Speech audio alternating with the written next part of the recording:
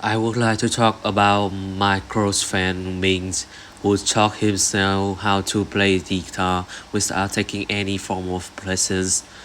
I have known him for about 5 years because we are classmates and we often grow apart from our busy schedule, but he still keep track of each other through social media. Mace became interested in playing the guitar when he was in high school. Is still hiring a teacher. He decided to figure out how to play it by himself. At first, he watches online tutorials and picks up some basic techniques. We also work out a daily practice routines and spend about an hour practicing every evening. To be honest, learning about on your own is not easy. We have to go through a lot of difficulties, especially when he couldn't play certain strokes correctly. However, he didn't give up. He keeps practicing until he could get a hands up the basic chops.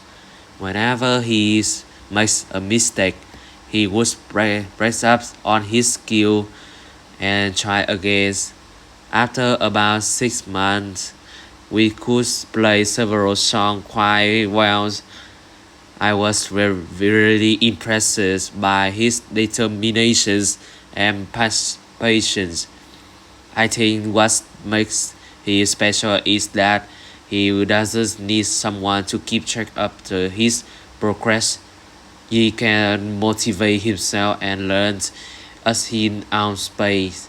Overall, I really admire him because he has shown me that with enough effort and permission, we can learn something new even without a teacher.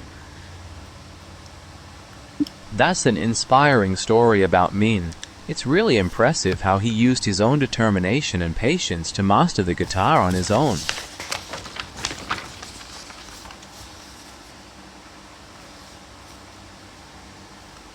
Let's move on.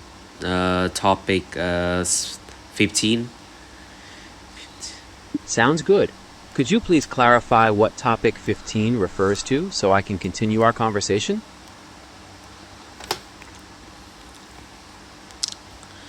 The person I would like talk about is my mother, who is probably the best planner I know. She is extreme organized, and I have always admired the way she manages both her work and family life.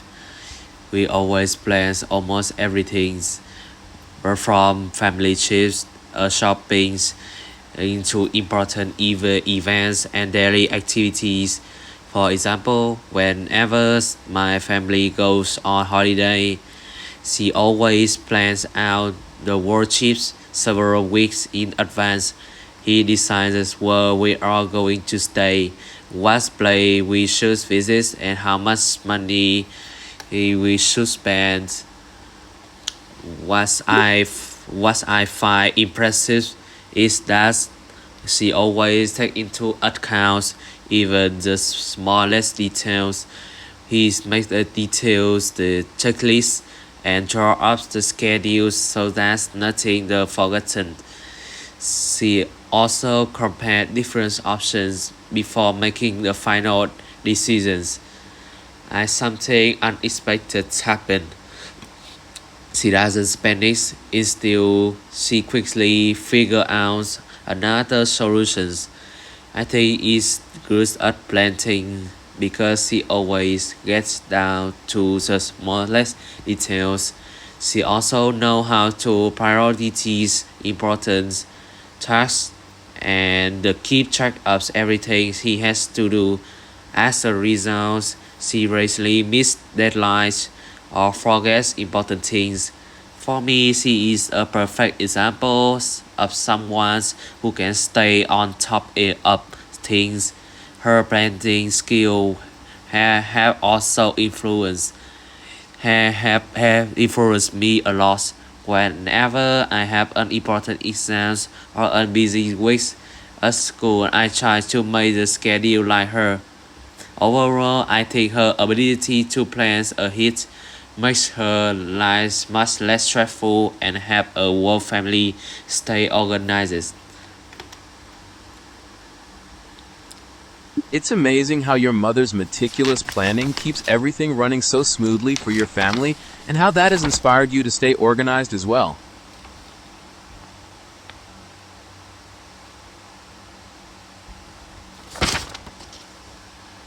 Let's let's move on topic 21.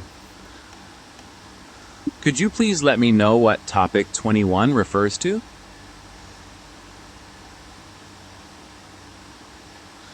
I would like to talk about you our friends of my core names.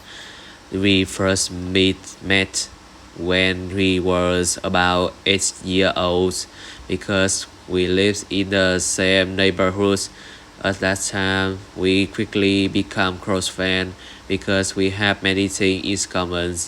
When we were children, we used to spend almost every afternoon together, where we often play football, rode our bikes around the neighborhood, and sometimes just sat together and talk about school during the summer holiday. We would hang out almost every day. One memory that I remember particularly where was a camping trip we had with some other friends. We sat up early in the morning and spent the whole day playing, exploring the areas. In the evenings, we sat around the campfire and told funny stories. It was a simple experience, but it's really brought back memories whenever I think about the chill out. And fortunately, as we got older, we have to move to different school, so we gradually grew apart. However, we still keep in touch with each other through social media from time to time. We catch up with each other and talk about what had happened in our life. I remember now so well because he says not only my first close friend but also someone who makes my chill out much more enjoyable. Whenever I feel stressed, thinking about those carefree day can really cheers me up. So although we're not as close as we used to be, we will always have a special place in my chill out memories. That's a lovely reflection on your childhood friendship with Nam. It's really sweet that you've kept in touch and still cherish those memories together.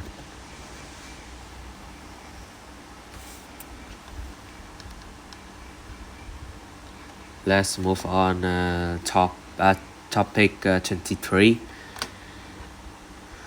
Could you please tell me what topic 23 refers to so I can prepare? Yes, absolutely. I would like to talk about one of my classmates who once didn't reply to my messages for several days. We are quite close, so I was surprised when he suddenly stopped his responding to me. At that time, we had important groups projects at schools.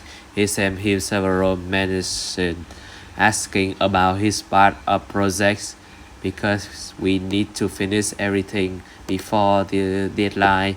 At first, I thought he was just busy, so I didn't worry too much. However, after 2 or 3 days, I still hadn't replies. I started to find a little anxious because I could figure out whether we had seen my messages or not. I even tried to get in touch with him through another social media platform, but there was still no response. Even thoroughly, he replied and when that his phone had suddenly stopped working and he had been unable to access his social media accounts.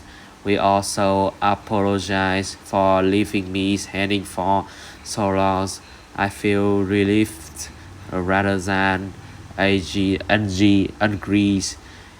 because I understood that I was intentional. In fact, his explanations cleared things up, and we were able to finish the project on time. After that experience, I realized that shouldn't jump to conclusions when someone doesn't reply immediately. Though I was quite worried at first, I still consider him a good friend and we keep in touch with each other regularly. And whenever I have problems, we always talk about it directly instead of letting misunderstandings get in the way of our friendships. That's a very understanding way to handle that situation with Naum. It shows how much you value clear communication in your friendships.